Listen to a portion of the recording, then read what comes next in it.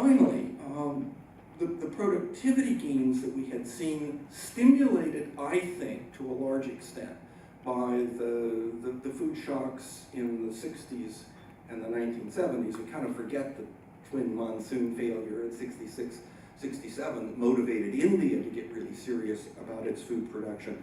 But we had huge incentives to invest in agricultural productivity, in research that came out of the 60s and 70s. And those productivity gains, which were enormous, gradually began to wind down. Bob Ziegler's sitting here, he knows this story really well. We needed to start investing in the 80s and 90s if we were going to have new technologies on the farm now. The fact that we didn't means that we have some real catch-up to do, and as I say, I think that's a long-run response to the very success of the Green Revolution. What I find remarkable, however, and I think this is positive, although you'll note a bit of skepticism as I go forward, there has been a very remarkable institutional response to the food crisis that we saw in 07 and 08. The World Development Report 2008, Agriculture for Development. Now, I think the World Bank got lucky with that report because that had been in the pipeline for 3 years, and the actual report does not talk about a blowout in food prices and a crisis, but it does talk about the rising real prices of grain between 2003 and 2007, and notes the neglect of agriculture and the price we were likely to be paying for that. So I think I kind of start my institutional response with the WDR, although noting that it was the longer run forces that were at play in the decision of the bank to do that report. The first in 25 years, by the way. If you just want to know how far agriculture went off the agenda of the development community, it took 25 years before the World Bank came back and did a WDR on agriculture. There have, as many of you know because you participated in these meetings, there's been a lot of meetings at very high levels at the United Nations, at the G8, the L'Aquila Accord. We get $20 billion committed to agricultural development over the next few years. I mean, in the greater scheme of things, $20 billion is not that much, but when you talk about what was meant to be new money for agriculture, we all sat up and took note that $20 billion could be real money that would have real impact.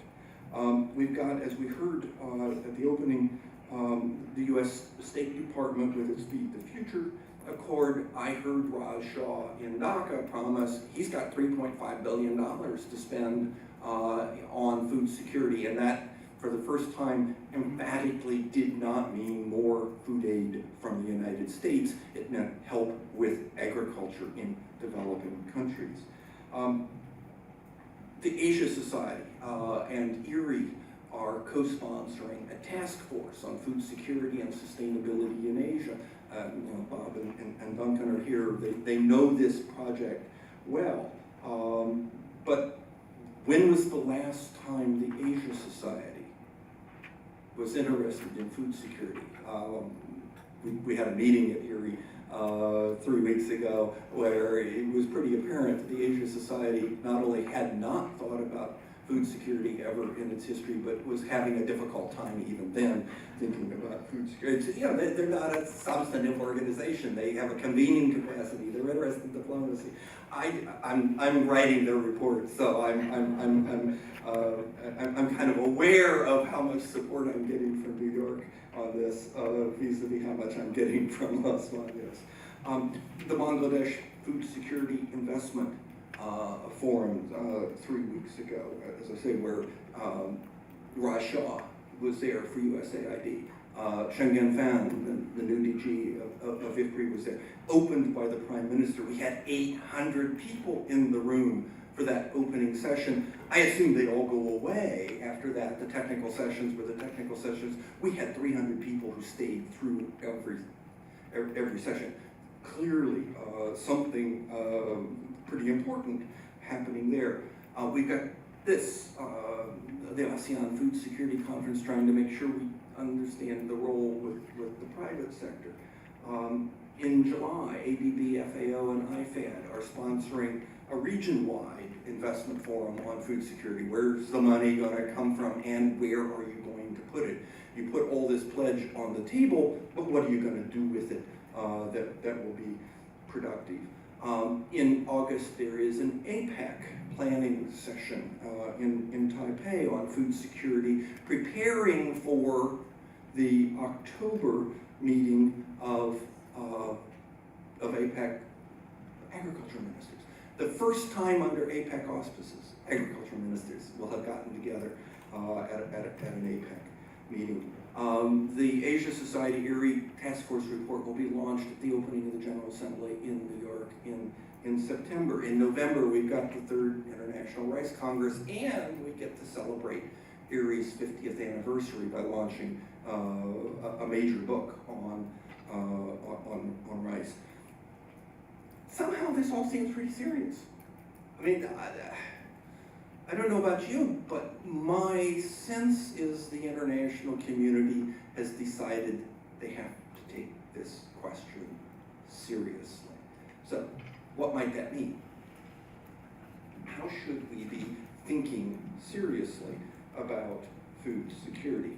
I would argue we should be thinking about it as simply as possible, but not simpler. An Einstein quote, thanks. The basic framework that I use for understanding food security is a very simple 2x2 matrix. On the top, I've got the short run and the long run. And down the sides, I've got macro and micro. You know by now, I'm an economist. Economic history, but still trained as an economist. So I've got a 2x2 matrix, trying to figure out what happens at the macro level. That's where market prices in the big cities for food grains are determined. It's where policymakers try to figure out their investment strategies, their development strategies.